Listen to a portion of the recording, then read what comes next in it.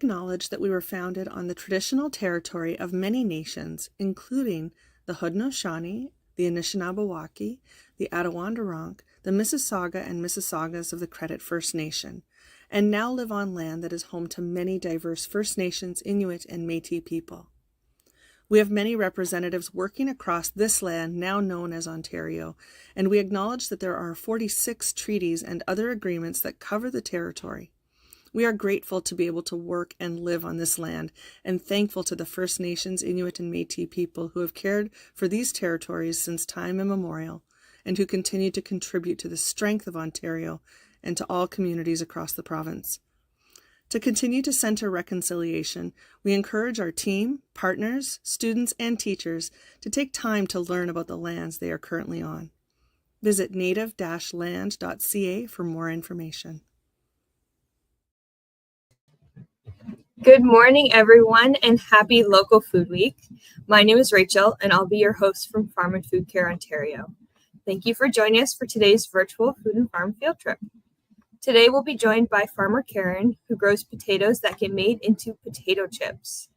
On this tour, we're going to learn how the potatoes are planted, how they're washed before going to storage, and how they're tested before becoming chips. So I'm going to bring farmer Karen on now. Hi, Karen. Good morning. Hi, everyone. Thanks, Rachel. Like she said, my name is Karen Exton, and thank you for joining me for Local Food Week. I'm one of the owners of H.J. Vanderzeg Farms. We are a third-generation farm located in Alliston, Ontario, and I farm with my dad and my brother. At our farm, we grow about 60 million pounds of potatoes for potato chips every year. And today I'm going to give you a behind-the-scenes look at how we plant, store, wash, and ship them, as well as a little bit of our quality process. Wow, that sounds like a lot of potatoes. Yes. So I think we're going to kick it off by showing you guys how potatoes get planted, because that is the first step before they become chips. So we're going to kick that off. And then remember, we're going to be answering your questions live. So make sure to put those in the comments, and we'll be back after this video. Each year, we plant approximately 2,000 acres of potatoes in May. Potatoes are a rotational crop, so we only plant potatoes on a field every 2 or 3 years. We generally rotate with corn, wheat, or rye.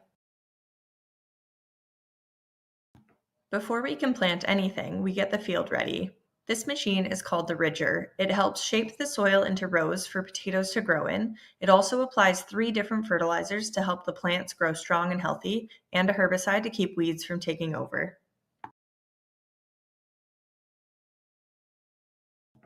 Next up are our 2 6-row belt planters. These planters drop seed pieces called seed into the ground one by one, perfectly spaced out.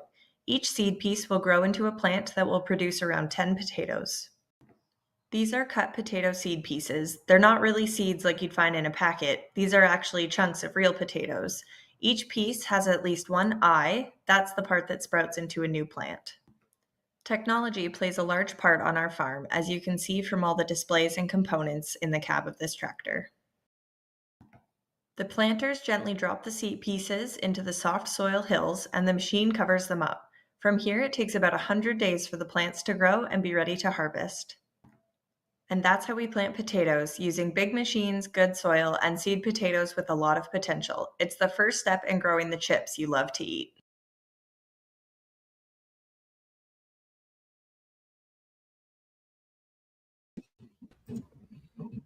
Okay, so that was just a quick look at how potatoes get planted. So Karen, what makes for good soil for planting potatoes? We like to plant potatoes in sandy loam textured soil, so a mix of sand and silt, a little clay. Sandy soil will warm up quickly in the spring, which makes it easier for the roots and the tubers to spread out. We like loose and well-drained soil, rich in organic matter, and very nutrient balanced soil. If you can easily dig into the soil with your hands and it crumbles like chocolate cake, it's probably good potato soil. Sounds like a pretty specific soil type. Can you grow potatoes anywhere? You do need to find that type of soil. So where we are in Ontario is a really good area. Also down in Leamington has good potato soil, and then across the states as well. And do you have to water those potatoes after they're planted? We try to water as many potatoes as we can. Usually the rain does a good job, but we do get some help with some center irrigation pivots. So we will take water from ponds, streams, rivers, wells, and we will irrigate most of our potatoes. We try to get between 5 and 6 inches per season of water. And what's the biggest potato that you've grown? Are big potatoes good for chips or not so good for chips? We actually like a smaller potato for chips because if you think of your Halloween sized chip bag that you get, you do want a smaller potato so that the chips don't break in the bag. We like to have sort of a 3 pound potato. No, I can't remember. So those seeds that we saw in your video, how big would a potato seed be? A little bit bigger than probably a tomato seed? Yeah, so we use the small, like golf ball sized potatoes if we're going to plant it whole, or we'll take a bigger potato and cut it into 2 or 3 pieces to plant. Would you use your own potatoes for seeds or do you get them from a local supplier? So we do use some of our own potatoes for seeds, but we actually purchase a lot of our seed from other places in the country and in the States. It's generally best to buy your seed outside of the area that you're growing potatoes just to minimize disease risk. Do potatoes get a lot of diseases? There are certain diseases that are very bad for potatoes. Late blight is one of them that can wipe out a crop. We have a very extensive pesticide program to try to mitigate the risk of diseases. Would there be a lot of different kinds of potatoes out there that people are growing and ones that are better for chips?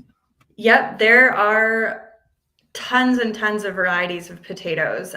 There are your colorful potatoes. There are potatoes that are better for cooking and baking. That's what you'll find at the grocery store. The kinds of potatoes that we use for chips are a high starch, high sugar content because they're going to fry a lot nicer into that golden chip that you want to see inside your chip bag.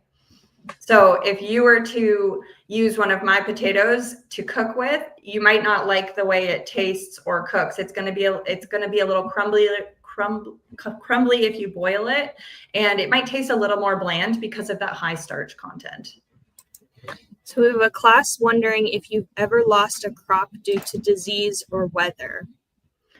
Personally, I haven't. I mean, we've always have a couple drowned out spots in a field if it's a very wet rain year. I'm sure my dad has stories of sort of way back when, but like I said, our pesticide program is very intense. So we do try to mitigate the risk of that. So never a whole field, never a whole crop. Well, that sounds like good news, and hopefully we keep it that way, right? Yeah. So we've seen how the potatoes get planted, and I'm going to keep us moving on a bit. So after they're done growing and they come out of the soil, they do need to be washed before getting made into chips and before going into storage. So Karen's filmed a video for us explaining the washing process, and we're going to play that now and then come back to answer all of your questions. During harvest in September and October, our potatoes are piled into bulk potato storage buildings. When it's time to ship the potatoes out, we use a forklift to scoop from the pile and into this blue hopper. We have a state-of-the-art wash line that separates out rocks and debris and washes dirt off the potatoes before sorting them. Every potato in our facility goes through this line. Once the potatoes go through the washer, they get a nice final rinse to make sure they're squeaky clean. Next stop, the sponge table. The soft rollers help dry off any leftover water. Now things get high-tech. The potatoes pass through an optical sorter where super fast fingers kick out anything bad, like green ones, rotten ones, and the wrong sizes. Even with all that tech, our team still gives the potatoes one final look, just to be sure they're perfect.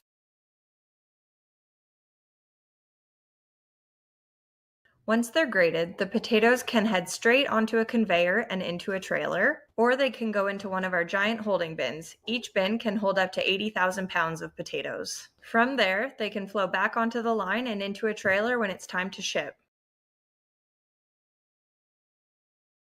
And there they go, fresh, clean, and ready to hit the road.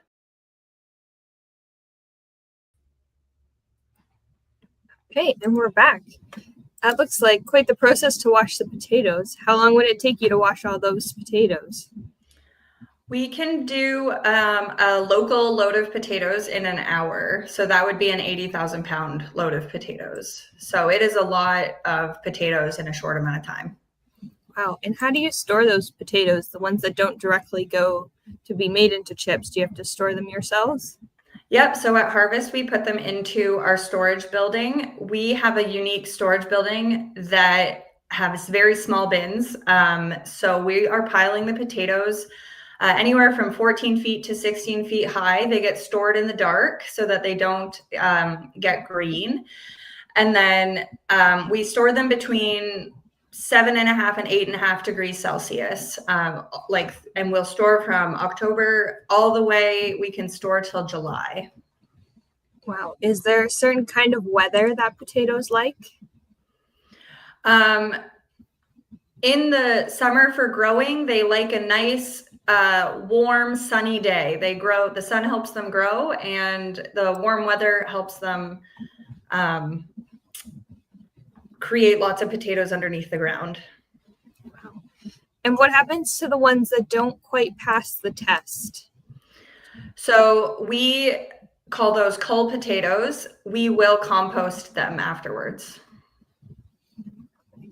And what if a green potato gets by and gets made into chips? Are we safe to eat those ones? No, you cannot eat green potato chips. One green potato chip might not make you sick, but if you ate a lot of them, you would get very sick. And some of us might not have fancy cellars to store our potatoes in at home. What would you recommend? A cool, dark place. We've got a lot of questions coming through. Let's see. Do your machines break down the soil? Do your machines break down? And if so, who fixes them? Yes, we have a lot of machinery, and that often leads to breakdowns. So a lot of the employees that we have working for us know how to fix the machines. Sometimes we have to call in mechanics to help fix them. It depends what part breaks. But a lot of our guys are also mechanics, and we just, they're general farm laborers, but that's everything from growing the potato, storing them, and fixing all the machines. And how many people would you have helping you with all of that? We have 5 full-time guys on the farm production side, and then we have a storage staff of 5 people as well. And how long would it take all of you to harvest and grow your potatoes? So we will plant from the end of April to the end of May, so about a month to plant them, and then they will grow all summer long, and we will start harvest about the second week of September once you guys all go back to school, and that will take us till about Thanksgiving, so a month and a half to harvest them, and then we can store up to 8 to 9 months, 10 months even sometimes. Oh, I lost my question here. Do your potatoes get shipped directly in a truck, or are they shipped in boxes and bags? We ship the potatoes directly in a truck, and then depending on which chip plant they go to, they will use a forklift to unload the potatoes, or they'll go up on a dump and the potatoes will roll off. We have a great question. Why do some of the potatoes have green spots on them? So when a potato sees the sun, it basically gets sunburned. So the sun causes a spot wherever the potato isn't underground. Like if the dirt has moved away from it, that's going to get a sunburn, and that's going to cause green. It's a buildup of something that causes the green. And then it is toxic to eat a big green potato. So we talked about green potatoes, but what about sprouted potatoes? If your potatoes have started to sprout, are those okay to eat? Yep, you can eat a sprouted potato.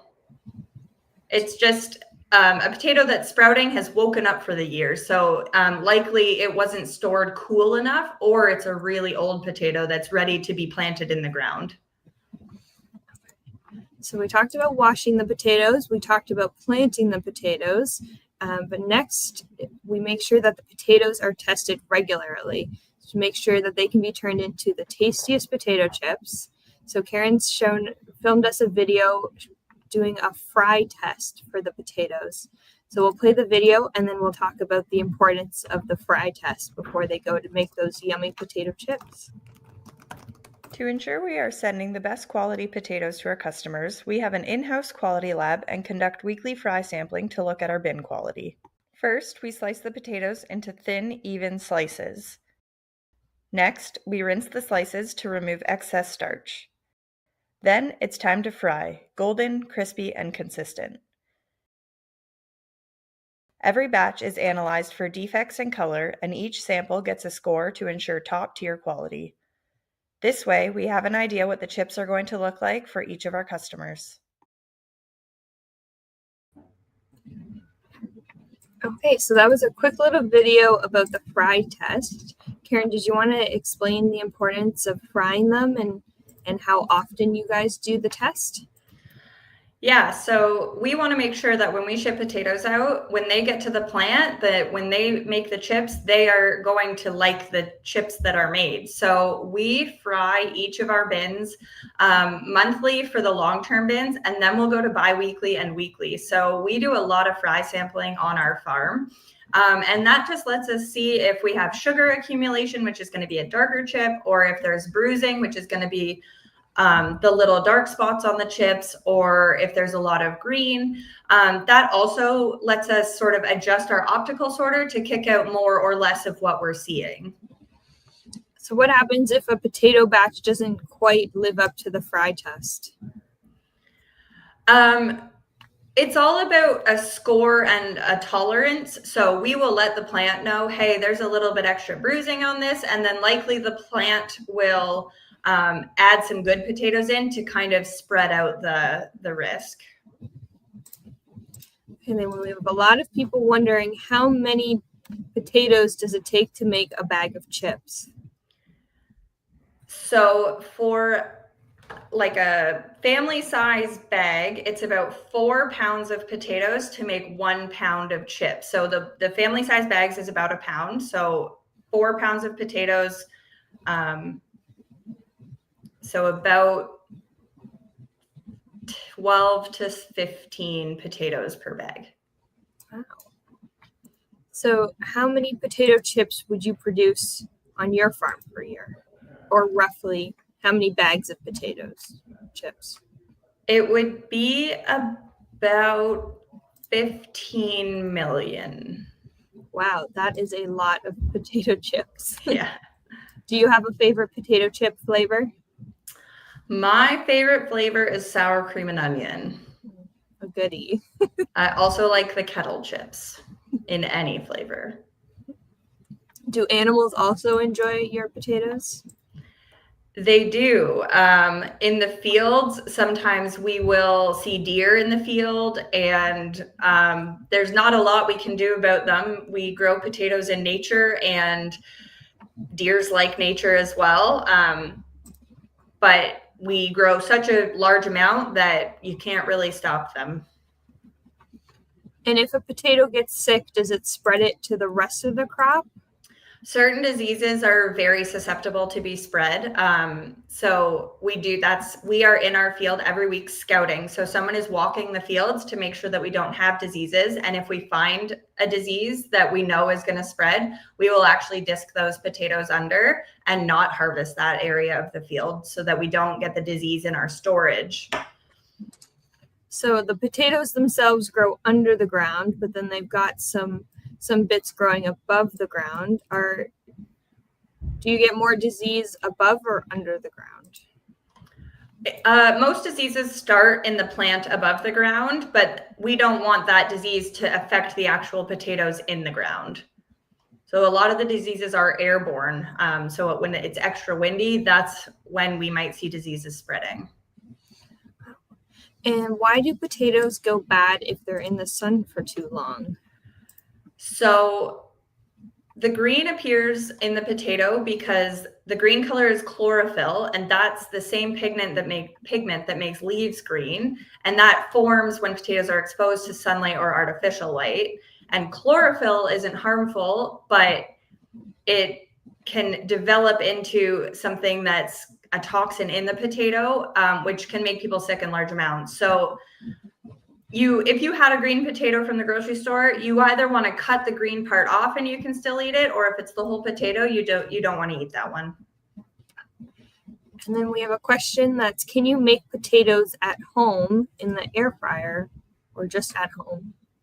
Yeah, you can make chips in an air fryer. So what you would want to do is you would slice them really thin, and you want to rinse the excess starch off and pat them dry with a paper towel maybe. And then you can put them in the air fryer with some salt and maybe a little vinegar, and that would be really yummy. And what kind of potatoes would you be looking to get at the store to make your potato chips from at home? You would want a white flesh potato most likely. Or a baking potato would also work. So we've talked about some diseases and some animals getting into your potatoes, but are there also some bugs that like to have a taste? There is one specific bug called a Colorado potato beetle, and they love to eat potatoes. So we try our hardest to we spray some pesticides so that the bugs don't want to eat them, because if they eat the potato leaves, then the potatoes don't grow bigger, and then sometimes they even eat the potatoes. So we try our hardest not to let the bugs eat them. So if the potatoes are growing underground, how can you test to see if they're doing okay? We'll go out through the summer and dig some up to look at how far along they are. Are they still little potatoes? Are they getting big? Have they developed a skin yet?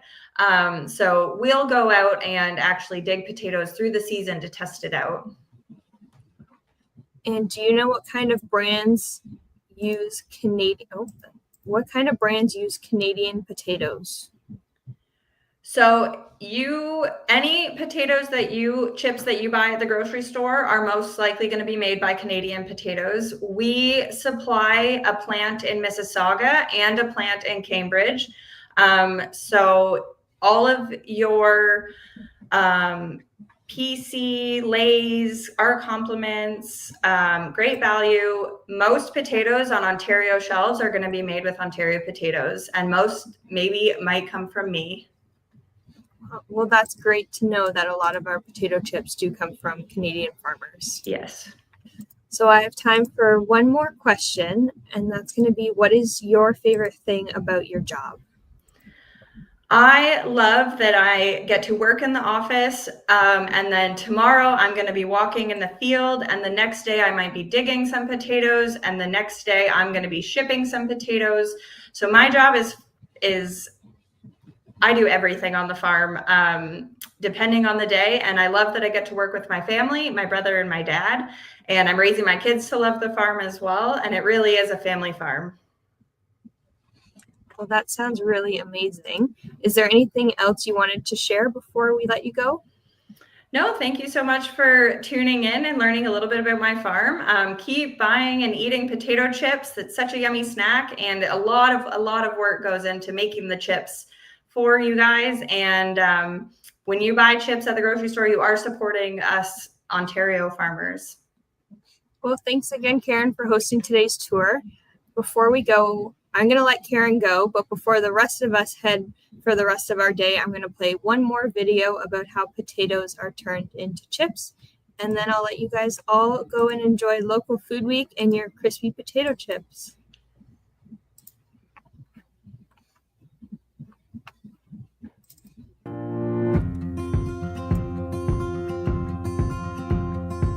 Potatoes, they come from Ontario, from different areas of Ontario, I should say.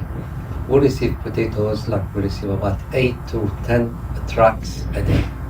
Each truck's about 80,000 pounds of potatoes.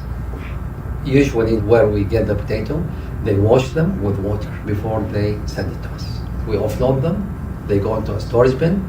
From the storage bin, we wash them again, and they go through a destoner. If there are any stones or foreign materials in the potato, they drop on the bottom, and they go through visual inspection, like the potatoes are oversized or they have rot in them, like they cut them, and then they go through another washing station. They go into a peeling process, and then they go through slicing, with water, another bath of water, and then it goes into the fryer. Usually around the 300 Fahrenheit, 320, usually like seasoning, they come from Canadian manufacturers or US manufacturers. What seasoning applied depends on the customer, like what flavor they need. We usually provide them. We ship like something between 60 to 80 trucks a day of finished goods. Everybody should know that the potatoes that being grown here, it is well looked after, and like from the farming all the way until we pack it. Like it is from the quality control, from the safety, it is the best potato you'll ever eat.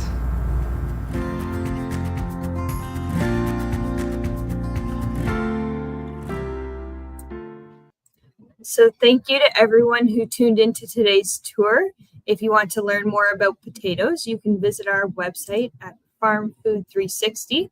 You can even take a tour in virtual reality of a potatoes to potato chips. And happy local food week, and we hope to see you on tomorrow's tour. Thank you, everybody.